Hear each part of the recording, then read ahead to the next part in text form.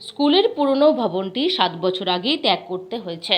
পরবর্তীকালে দুটি শ্রেণীকক্ষ নির্মাণ করা হয়। এই দুটি শ্রেণীকক্ষে 4টি শ্রেণীর পড়ুয়াদের একসাথে বসেই ক্লাস করতে হয়, আর ঘরের অভাবে বাকি দুটি ক্লাস চলে গাছতলায় বসে। পূর্ব বর্ধমান জেলার ভাতার ব্লকের খুলনা বানেশ্বরপুর অবৈতনিক প্রাথমিক বিদ্যালয়ে বছরের পর বছর ধরে শ্রেণীকক্ষের অভাবে এই দুর্দশা চলে আসছে। জানা গিয়েছে, ভাতারের খুলনা ও বানেশ্বরপুর দুটি পাশাপাশি গ্রাম। খুলনা বানেশ্বরপুর অবৈতনিক প্রাথমিক বিদ্যালয়টি প্রতিষ্ঠা হয়েছিল 1951 সালে।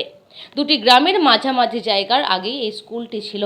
পরবর্তীকালে দুটি গ্রামই জনসংখ্যা বাড়তে থাকে। এরপর বরবেলুন গ্রামের বাসিন্দা জৈনিক চন্দ্রনাথ রায় বানেশ্বরপুর গ্রামের কাছে বেশ কিছু তার জমি দান করেন। এই জমির উপরেই গ্রামবাসীরা নিজেরা চাঁদা তুলে স্কুলের ভবন নির্মাণ করেন 1967 সাল নাগাদ। তখন থেকেই বানেশ্বরপুর গ্রামে স্কুলটি স্থানান্তর হয়। তারপর খুলনা গ্রামেও পৃথক স্কুল প্রতিষ্ঠা হয়েছে। বানেশ্বরপুর গ্রামের প্রাথমিক স্কুলে ছাত্রছাত্রীর সংখ্যা বর্তমানে 125 জন। শিক্ষক শিক্ষিকা মিলে রয়েছে আরও 6 জন। তাদের মধ্যে একজন পার্শ্ব শিক্ষিকা। খুলনা বানেশ্বরপুর অবৈতনিক প্রাথমিক বিদ্যালয়ের প্রধান শিক্ষক শেখ জানে আলম বলেন, পুরনো ভবনে 6টি ঘর রয়েছে। বিগত বেশ কয়েক বছর আগে থেকেই ঘরগুলি ভেঙে চুরে গিয়েছে, বিপজ্জনক অবস্থা হয়েছে। সেই জন্য পুরনো ভবন আর ব্যবহার করা হয় না। 1995 সালে স্কুলে দুটি শ্রেণীকক্ষ নির্মাণ করা হয়েছিল। এই দুটি শ্রেণীকক্ষ ব্যবহার করা হয়। তার মধ্যে শিশু শ্রেণী এবং প্রথম শ্রেণীকে একটি ঘরে বসানো হয়, দ্বিতীয় তৃতীয় শ্রেণীর পড়ুয়াদের আরেকটি ঘরে। চতুর্থ ও পঞ্চম শ্রেণী মিলে 35 জন পড়ুয়ার ক্লাস নেওয়া হয় গাছতলায়। বৃষ্টি হলে মিড ডে মিলের চাতা লেগে উঠতে হয়।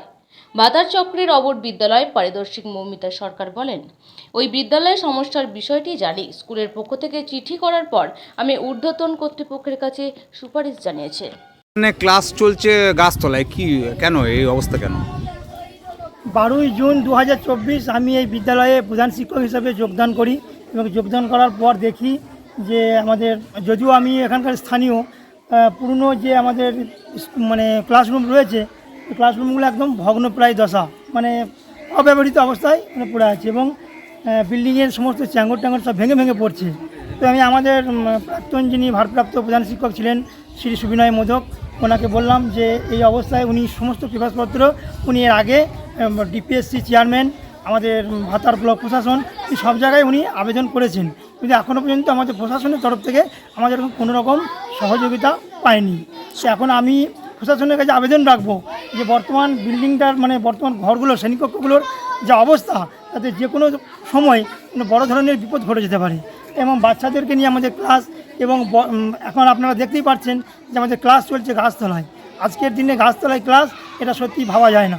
প্রশাসনের কাছে, বিশেষ করে ভাতার ব্লক প্রশাসন, বর্ধমান জেলা প্রশাসন এবং আমাদের মাননীয় মুখ্যমন্ত্রীর কাছেও আমি আবেদন রাখবো যে ইমিডিয়েটলি একটা সংখ্যালঘু অধ্যুষিত গ্রাম, যেখানে সংখ্যালঘুদের জন্য সরকার বিভিন্ন রকম উন্নয়নের কাজ করে চলেছেন, সে জায়গায় দাঁড়িয়ে একটা সংখ্যালঘু অধ্যুষিত গ্রাম এই বানেশ্বরপুর প্রাথমিক বিদ্যালয় যাতে খুব দ্রুত পুরনো শ্রেণীকক্ষগুলোকে ভেঙে দিয়ে নতুনভাবে আবার যাতে শ্রেণীকক্ষ তৈরি করা যায়, সেটাই প্রশাসনের কাছে আবেদন রাখবো। কতগুলো শ্রেণী আছে? শ্রেণী, পুরনো যে শ্রেণীগুলো আছে ওগুলো স্কুলে কটা ছাত্র? 6টা রুম আছে।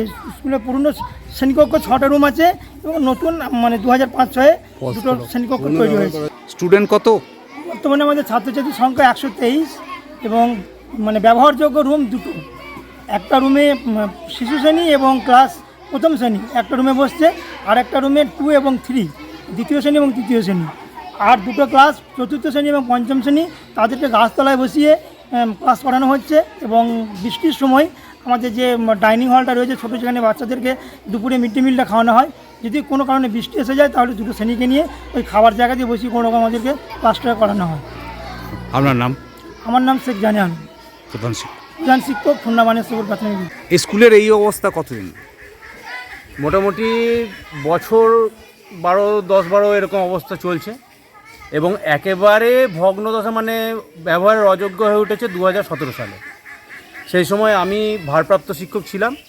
তো আমরা সবাই ঠিক করি যে গ্রামের মানুষজনকে ডেকে কি করা যায় সেটা আমরা তাদের সঙ্গে আলোচনা করব এবং আমরা একটা মিটিং ডাকি, যেখানে আমাদের স্কুল লেভেল মনিটরিং কমিটি ছিলেন এবং গ্রামের মা বাবারা, বাচ্চাদের মা বাবারাও ছিলেন এবং প্রত্যেকের সঙ্গে আলোচনা করে এই সিদ্ধান্তে আসা হয় যে এই বিল্ডিং খুবই বিপজ্জনক অবস্থা এবং এইখানে যে কোনো দিন দুর্ঘটনা ঘটে যেতে পারে, সেক্ষেত্রে একটা বড় রকম কোনো ক্ষতি হতে পারে।